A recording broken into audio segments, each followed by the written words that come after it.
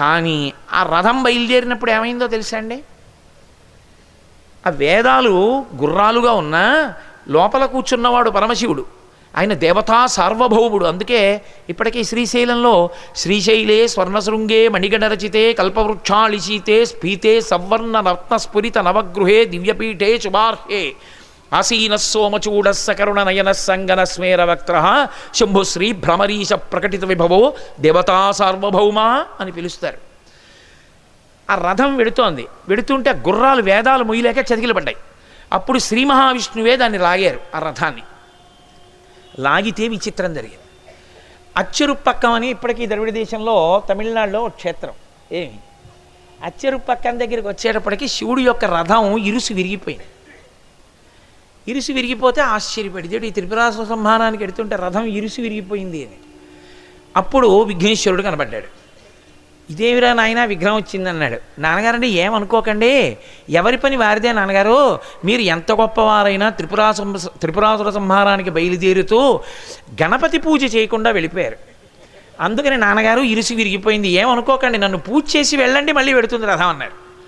అంటే అప్పుడు మళ్ళీ పూజ చేశారు. అచ్చెరుపక్కనలో ఇప్పటికీ గణపతి క్షేత్రం, అందుకే పూజ చేస్తే అక్కడి నుంచి మళ్ళీ రథం బయలుదేరింది. విచిత్రం ఏమిటో తెలుసా అండి?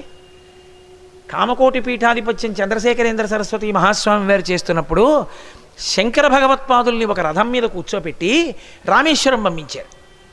అసలు ఆ శంకర భగవత్పాదుల విగ్రహమే చాలా ఆశ్చర్యం. ఎందుకంటే ఇంకొక 20 రోజుల్లో ప్రతిష్ఠ, విగ్రహం అంతా చెక్కేశారు.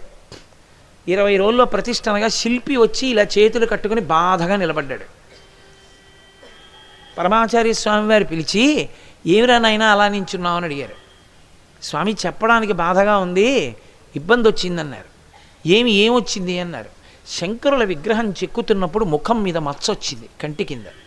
మరి అలా మచ్చ వస్తే ప్రతిష్ఠ చేయడం కుదరదు, ఏం చేయాలో తెలియక మీ దగ్గరికి వచ్చాను చెప్పడానికి అన్నారు. అంటే పరమాచార్య స్వామి వారు కళ్ళు మూసుకుని ధ్యానం చేసి, నువ్వు వెళ్ళు, నేను అనుష్ఠానం చేస్తాను, ఆ మచ్చ పోతుందన్నారు. ఆశ్చర్యం ఏమిటో తెలుసా అండి?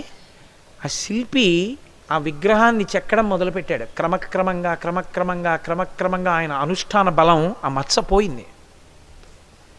తెల్లబోయాడు ఆ శిల్పి. తెల్లబోయి వచ్చి ఆయన కాళ్ళ మీద పడిపోయాడు. ఆ శంకరాచార్యుల వారి మూర్తిని రథం ఎక్కించి రామేశ్వరం పంపిస్తున్నారు ప్రతిష్టకి. అది ఖచ్చితంగా అచ్చెరుపక్కం దగ్గరికి వెళ్ళేటప్పటికి ఇరుసు విరిగిపోయింది. ఆనాడు త్రిపురాసుర సంహారంలో శంకరుడి రథం విరిగిపోయింది.